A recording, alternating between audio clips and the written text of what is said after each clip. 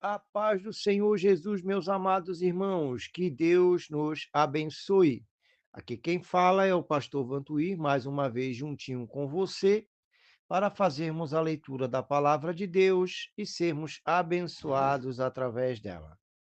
Para você que está chegando agora neste canal, um forte abraço, muito bem-vindo de todos do canal. Saiba que você agora faz parte de um círculo de oração poderosíssimo, ao qual nosso Senhor e Salvador Jesus Cristo é o cabeça.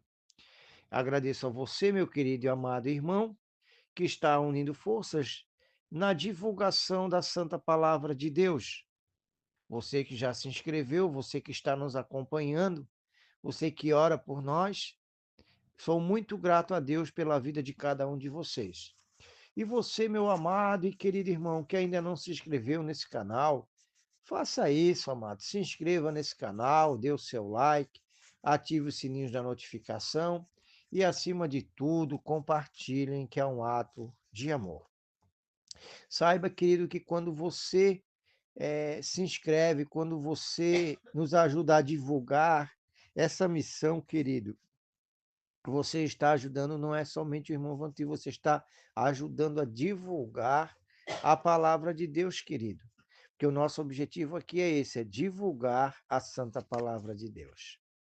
Amados, lembrando que no final da leitura nós vamos fazer a oração da fé e você pode fazer seus pedidos de oração, que nós vamos estar orando por você, amado. Amém? Vamos hoje, na continuação, capítulo 23 de Atos, onde Paulo ainda está perante o Sinédrio. Capítulo 23 de Atos. E pondo Paulo os olhos no conselho, disse: Varões e irmãos, até o dia de hoje tenho andado diante de Deus com toda a boa consciência. Mas o sumo sacerdote, Ananias, mandou que estavam junto dele que o ferissem na boca. Então Paulo lhe disse: Deus te ferirá, parede branqueada. Tu estás aqui assentado para julgar-me conforme a lei, e contra a lei me mandas ferir? E os que ali estavam, injúrias, sumo sacerdote de Deus, e Paulo disse: Não sabia, irmãos, que era sumo sacerdote, porque está escrito: Não dirás mal do príncipe do teu povo. E Paulo, sabendo que uma parte era de saduceus e outra de fariseus, clamou no conselho: Varões e irmãos, eu sou fariseu, filho de fariseu. No tocante à esperança e ressurreição dos mortos, sou julgado.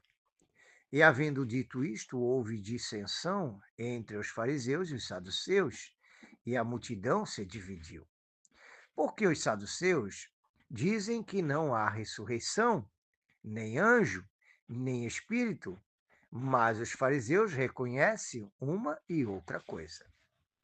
E originou-se um grande clamor e, levantando-se os escribas da parte dos fariseus, contendiam, dizendo: Nenhum mal achamos neste homem, e se algum espírito ou anjo lhe falou, não resistamos a Deus. E havendo grande dissensão, o tribuno, temendo que Paulo fosse despedaçado por eles, mandou descer a soldadesca para que o tirassem do meio deles e o levassem para a fortaleza. E na noite seguinte, apressando-se-lhe, o Senhor disse: Paulo, tem ânimo, porque como de mim testificastes em Jerusalém, assim importa que testifiques também em Roma. A conspiração dos judeus contra Paulo. Este é mandado para Cesareia. E quando já era dia, um dos judeus fizeram uma conspiração e juraram, dizendo que não comeriam nem beberiam enquanto não matassem a Paulo. E eram mais de 40 os que fizeram esta conjuração. Estes foram ter com os principais dos sacerdotes e anciãos e disseram: Conjuramo-nos sob pena de maldição, a nada provarmos até que matemos a Paulo. Agora, pois, vós, como o conselho, rogai ao tribuno que vô-lo traga amanhã, como que querendo saber mais alguma coisa de seus negócios. E antes que chegue a extremos, prontamos a matá-lo. E o filho da irmã de Paulo, tendo ouvido cerca destas ciladas, foi e entrou na fortaleza e anunciou a Paulo. E Paulo, chamando a si um dos centuriões, disse: Leva este mancebo ao tribuno, porque tem alguma coisa que lhe comunicar. Tomando-o, ele, pois, o levou ao tribuno e disse: O preso Paulo, chamando-me a si, me rogou que te trouxesse este mancebo, que tem alguma coisa que te dizer. E o tribuno, tomando-o pela mão, opondo-se à parte, perguntou-lhe em particular: Que tens que me contar?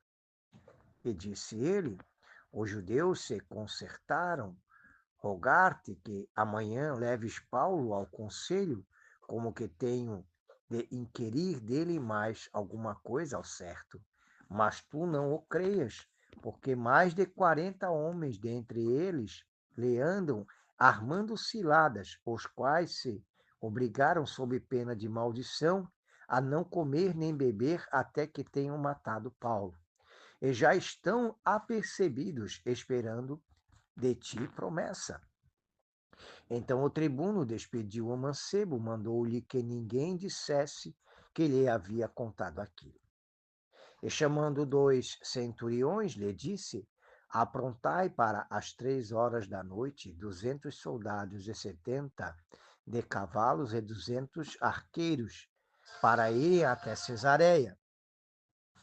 E aparelhai cavalgaduras, para que, pondo nelas a Paulo, o levem salvo ao presidente Félix.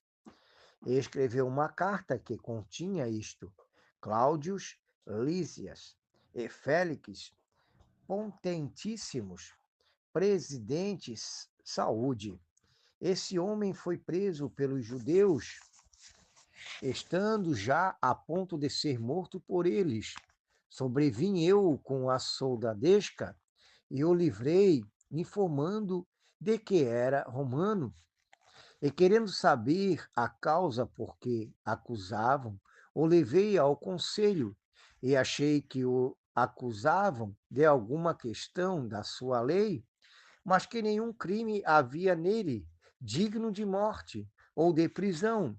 E sendo-me notificado que os judeus haviam de armar ciladas a esse homem, logo te enviei, mandando também os acusadores que perante ti digam o que tiverem contra ele. Passa bem. Tomando, pois, o soldado Paulo, como lhe fora mandado, o trouxeram de noite a Antipatris. E no dia seguinte, deixando o seu cavalo, irem com ele, tomaram a fortaleza. Os quais, logo que chegaram a Cesareia, o entregaram a carta ao presidente, lhe apresentaram Paulo. E o presidente, lida a carta, perguntou de que província era, e sabendo que era da Cilícia. Ouvir-te-ei, disse, quando também aqui vierem os teus acusadores, e mandou que os guardassem no pretório de Herodes. Amém, meus amados. Louvado é o nome do Senhor.